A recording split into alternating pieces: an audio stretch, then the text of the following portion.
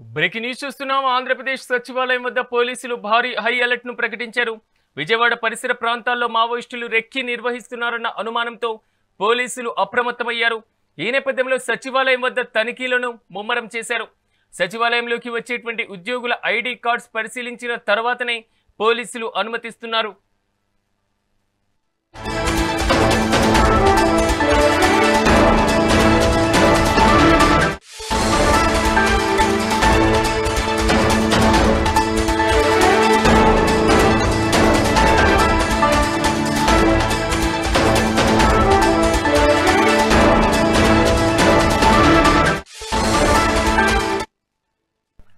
AP సచివాలయం వద్ద పోలీసులు భారీ హై అలర్ట్ ను ప్రకటించారు. విజయవాడ పరిసర ప్రాంతాల్లో మావోయిస్టులు రెక్కి నిర్వహిస్తున్నారన్న అనుమానంతో పోలీసులు అప్రమత్తమయ్యారు. ఈ నేపథ్యంలో సచివాలయం వద్ద తనిఖీలను ముమ్మరం చేశారు. ఇక ఇదే అంశానికి సంబంధించి మరింత సమాచారం మా ఏపీ ఇన్పుట్ ఎడిటర్ నరేంద్ర అందిస్తారు. నరేంద్ర, చెప్పండి, ఏపీ సెక్రటేరియట్ వద్ద భారీ బందోబస్తు ఏర్పాటు చేసినట్లుగా తెలుస్తుంది. దానికి సంబంధించిన డీటెయిల్స్ ఏంటి? ఏదైతే ఆంధ్రప్రదేశ్ లో మొన్న మావోయిస్టుల్ని పెద్ద ఎత్తున అరెస్టులు చేసినటువంటి నేపథ్యంలో మావోయిస్టులు ఈ పరిసర ప్రాంతాల్లో వచ్చి ఉన్నారు అనేది పూర్తిగా కూడా అధికారులు పసిగట్టిన తర్వాత వాళ్ళని అరెస్టులు చేశారు. దాని తర్వాత ఒక పక్క ఏదైతే వాళ్ళ లోకల్లో ఉన్నటువంటి ప్రభుత్వ ప్రధాన కార్యాలయాలు ఏవైతున్నాయో వాటి దగ్గర భద్రతను కట్టుదిట్టం చేశారు. ముఖ్యంగా మావోయిస్ట్ అగ్రనేత హిడ్మా ఎన్కౌంటర్ తర్వాత మావోయిస్టులు కూడా ప్రతీకారదారులకు దిగేటువంటి అవకాశం ఉందనేది దాని మీద అధికారులు కూడా పూర్తి స్థాయిలో ఫోకస్ పెట్టారు. దానిలో భాగంగానే ఎక్కడికెక్కడ ప్రజాప్రతినిధులకి, దాంతో పాటు కొంతమంది ప్రభుత్వంలోని ఉన్నతాధికారులకి భద్రతనైతే కట్టుదిట్టంగా పెంచడం జరిగింది. ముఖ్యంగా సచివాలయం, హైకోర్టు, దాంతో పాటు కొన్ని ప్రధాన పార్టీ కార్యాలయాల వద్ద కూడా వాటికి అవసరమైనటువంటి భద్రత విషయంలో ఎప్పటికప్పుడు అధికారులు మానిటరింగ్ చేస్తూ ఉన్నారు. ఇక సచివాలయం వచ్చేసరికి అయితే సచివాలయం దగ్గర ఎప్పుడు కూడా కట్టుదిట్టమైనటువంటి భద్రత ఉంటుంది. అక్కడికి వచ్చేటువంటి వారు ప్రతి ఒక్కరిని కూడా వాళ్ళని క్షుణ్ణంగా తనిఖీ చేసిన తర్వాత వాళ్ళకి సంబంధించి పూర్తిగా లోపలికి వెళ్ళేందుకు అపాయింట్మెంట్ ఉందా లేదా అని చూసిన తర్వాత మాత్రమే లోపలికి పంపిస్తారు. ఎవరెవరు ఎక్కడి నుంచి వచ్చారో వాళ్ళ డీటెయిల్స్ ఏంటి ఇవన్నీ కూడా తీసుకుంటారు.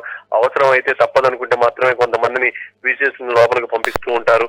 చాలా వాడికి ఉద్యోగులు కూడా వాళ్ళకు ఉన్నటువంటి ఐడి కార్డ్స్ అవన్నీ కూడా ఎప్పుడు చెక్ చేసి వాళ్ళ వాహనాల్లో కూడా దానికి సంబంధించినటువంటి వెహికల్స్ కింద స్కానర్స్ ద్వారా చెక్ చేసి వాళ్ళ వాహనాల్లో కూడా ఏమన్నా ఉండకూడని వస్తువులు ఉన్నాయా లేదనేది పరిశీలించిన తర్వాత లోపలికి పంపిస్తారు. ఎప్పుడు కూడా సచివాలయం దగ్గర ఉన్నటువంటి భద్రత విషయంలో పోలీసులు ఏ విధంగా అయితే ముందుకు వెళ్తారో దాన్ని ఇంకా కట్టుదిట్టంగా ముందుకు వెళ్తూ ఉన్నారు. ఇప్పటిదాకా 1-2 చోట్ల ఇప్పుడు మీడియా మిత్రులు కానీ లేకుంటే వేరే వాళ్ళు కానీ పొలిటికల్ రిఫరెన్స్ ఉన్నటువంటి సమయంలో కూడా ఒకరు వెళ్తుంటే వారితో పాటు ఇంకొకరిని అప్పటికప్పుడైనా సరే అనుమతులు ఇచ్చి పంపేటువంటి పరిస్థితి ఉండేది. కానీ ఇప్పుడు అలాంటి వారి విషయంలో క్షుణ్ణంగా తనిఖీలు చేస్తూ ఉన్నారు. ఎక్కడా కూడా వాళ్ళకి సంబంధించినటువంటి ఐడి కార్డ్స్ అవన్నీ కూడా పరిశీలించే విషయంలో చాలా సీరియస్ గా తీసుకొని చేస్తున్నారు. మొత్తంగా ఆంధ్రప్రదేశ్ సచివాలయం కాదు, రాష్ట్ర వ్యాప్తంగా పోలీసులు చాలా అలర్ట్ అయ్యారని చెప్పుకోవచ్చు. ముఖ్యంగా ప్రజా ప్రతినిధులకు సంబంధించి వాళ్ళ మూవ్మెంట్స్ కు సంబంధించి కూడా ఎప్పటికప్పుడు ఇంటెలిజెన్స్ అధికారులు దానికి తగిన విధంగా పరిశీలిస్తూనే ఉన్నారు. దానికి తగిన విధంగానే వాళ్ళ సలహాలు, సూచనలు జారీ చేస్తూ ఉన్నారు. ముఖ్యంగా ఏదైతే మావోయిస్ట్ ప్రభావిత ప్రాంతాలుగా ఉన్నటువంటి ప్రాంతాలు కానీ లేకుంటే ఏజెన్సీ ఏరియాలో కానీ ఎక్కడైనా సరే పోలీసులు పూర్తి స్థాయిలో కూడా అప్రమత్తంగా ఉన్నారు. ముఖ్యమైనటువంటి నాయకులు బయటికి వెళ్లేటువంటి సమయంలో వాళ్ళు రూట్ మ్యాప్స్ చూస్తూ ఉన్నారు. దాంతో పాటు వాళ్ళని కొంతకాలం ఎక్కువగా బహిరంగ కార్యక్రమాల్లో సాయంత్రం సమయంలో కూడా చీకటి పడ్డా కూడా ట్రావెల్ చేసేటువంటి కార్యక్రమాలు పెట్టుకోవద్దంటూ వాళ్ళకి వార్న్ చేస్తూ ఉన్నారు. అవసరమైతే ముందుగానే అక్కడ ఉన్నటువంటి పోలీసులకి సమాచారం అందించి వాళ్ళు అన్ని రకాలుగా ఏర్పాట్లు చేసిన తర్వాతే అక్కడికి వెళ్లే విధంగా కూడా చూసుకోవాలి. పోలీసులకు సరైనటువంటి సమాచారం లేకుండా ఏజెన్సీలో ఎలా పడితే అలా ఇటు ప్రజలు కలిసేందుకు కానీ లేకుంటే గ్రామాల్లో కార్యక్రమాలకు కానీ వెళ్లకుండా కొంత నాయకులకు అయితే చెప్తూ ఉన్నారు. మొత్తంగా ఆంధ్రప్రదేశ్ లో మావోయిస్టులను అరెస్ట్ చేసిన తర్వాత మావోయిస్టులు ఒక పక్క నవ్యాంధ్ర రాజధాని అమరావతికి దగ్గరలో ఉన్నటువంటి విజయవాడలో ఏదైతే ఆ పెనమలూరు దగ్గర వచ్చి అక్కడ షెల్టర్ ఏర్పాటు చేసుకున్నారన్నటువంటి వార్తలు బయటకు వచ్చిన తర్వాత అన్ని రంగాల్లో కూడా దీని మీద పెద్ద ఎత్తున చర్చ జరుగుతూ ఉంది.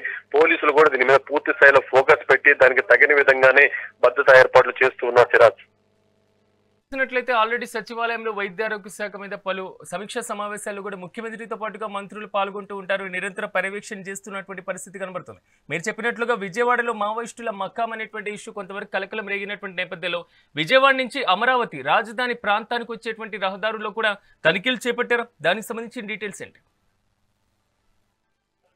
ఏదైతే నవ్యాంధ్ర రాజధాని అమరావతిలో ఉన్నటువంటి సెక్రటరియట్ పరిపాలనకి ప్రధాన కేంద్రం, అక్కడ ముఖ్యమంత్రి, సంబంధిత శాఖల ఉన్నతాధికారులు, అదే విధంగా పెద్ద ఎత్తున ఉద్యోగులంతా కూడా సచివాలయం నుంచి రాష్ట్ర పరిపాలన కొనసాగిస్తూ ఉంటారు. అలాంటి పరిపాలనా కేంద్రంలోకి ఎవరన్నా వెళ్ళాలి అంటే దానికి తగిన విధంగా కొన్ని రూల్స్ ప్రకారం వెళ్లాల్సి ఉంటుంది. ఎవరైనా సరే ముందుగానే వాళ్ళకి ఇచ్చినటువంటి ఐడి కార్డ్స్ అవన్నీ కూడా చూపించిన తర్వాత గేట్ లో నుంచి లోపలికి పంపిస్తారు. ఉద్యోగస్తులు అయితే బయట వాళ్ళు ఎవరైనా వెళ్తుంటే వాళ్ళకి ముందుగానే అపాయింట్మెంట్ ఉందా, ఉంటే ఏ పేషీలోకి వాళ్ళు వెళ్ళబోతున్నారు, ఏ పేషీలో ఎవరిని కలవబోతున్నారు, వాళ్ళు అనుమతి ఇచ్చారా, అనుమతి ఇస్తే వాళ్ళు లోపలికి ఎలా వెళ్ళాలి ఏంటనేది కూడా వాళ్ళు వెళ్లే టైంలో గైడ్ చేస్తారు.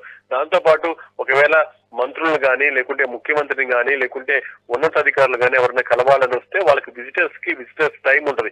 అప్పుడు దాకా సెక్రటరియట్ ముందు వాళ్ళందరినీ కూడా అక్కడ షెడ్లు ఉంటే ఆ షెడ్ లో వెయిట్ చేపించి వాళ్ళకి సంబంధించినటువంటి అర్జీలు తీసుకొని వాళ్ళ ఆధార్ కార్డులు, వాళ్ళకి సంబంధించినటువంటి ఐడి కార్డులు అన్ని పరిశీలించిన తర్వాత సంబంధిత శాఖల ఉన్నతాధికారుల దృష్టికి వాళ్ళ సమస్యను తీసుకువెళ్లి ఆ సమస్య వీలైనంత వరకు గేటు దగ్గరే పరిష్కారం అయిపోతుంది. అది పరిష్కారం చేయకపోతే దాన్ని వాళ్ళు ఎవరినైతే కలవాలనుకుంటున్నారో వాళ్ళని వాళ్ళ అనుమతి ప్రకారమే లోపలికి తీసుకువెళ్లి వాళ్ళని కల్పించి మళ్ళీ బయటకు తీసుకొచ్చి వదిలిపెడతారు. ఎవరిని కూడా ఎలా పడతారో సెక్రటరియట్లకు వెళ్ళేటువంటి పరిస్థితి ఉండదు. ముఖ్యంగా రాజధాని పరిసర ప్రాంతాల్లో పెద్ద ఎత్తున విఐపీలు తిరుగుతుంటారంటే ఒక పక్క మంత్రులు కానీ, ఎమ్మెల్యేలు కానీ, అదేవిధంగా సంబంధిత శాఖల ఉన్నతాధికారులు కానీ, ఇటు పక్క ఏదైతే విజయవాడ నుంచి ప్రకాశం బ్యారేజ్ మీదుగా ఉండవల్లి కరకట్ట మీదుగా వెలగపూడికి వెళ్తారు. తర్వాత ఉండవల్లి గృహాల మీదుగా వాళ్ళు ఇక్కడ రూట్ బిజీగా ఉంటే అటు నుంచి తిరుగుతుంటారు. ఏదైతే ప్రధాన మార్గాలు ఉన్నాయో ఆ మార్గాలు ఎక్కడికక్కడ పూర్తిగా కూడా పోలీసులు తనిఖీలు నిర్వహిస్తున్నారు. అనుమానం ఉన్నటువంటి వాహనాలను ఆపి వాటిని క్షుణ్ణంగా తనిఖీ చేస్తూ ఉన్నారు. దానికి సంబంధించి ఎక్కడికక్కడ పోలీసులు కూడా అప్రమత్తంగా ఉన్నారు.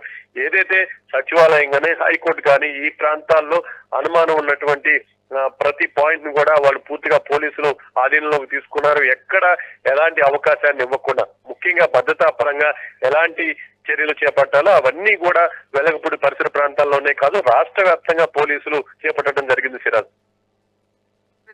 Thank you.